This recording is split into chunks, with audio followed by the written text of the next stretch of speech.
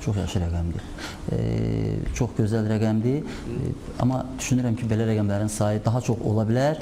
Əgər hansısa oteldə tutaq ki, gələn qonağa deməsələr ki, yanınızdakı xanımla bağlı mütləq nikah kağızı təqdim edin. Varmı belə bir şeylər? Qanunvericilikdə belə şey yoxdur. Mən ümumiyyətlə ona belə cavab verə bilərdim.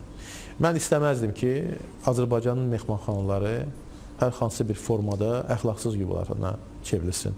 Bu bizim mənəviyyətimizə, bizim ədətlərimizə zidd olan məsələdir. Milli mənəvi dəyərlər. Milli dəyərlərimizə cavab vermir. Eyni zamanda qanunvericilik heç kəs tələb etmir ki, mütləq hansısa nikah kağızı ya da hansısa izahat verməkdən ötəri. Hesab edirəm ki, əgər insan öz pasportunu təqdim edərək öz otağında yaşayırsa, onun yanına gələn qonaqların haqqında soruşmağa heç də dəyməz. Cənab nazir, mən sizə təşəkkürümü bildirirəm. Düşünürəm ki, çox açıq, şəffaf bir söhbətimiz oldu.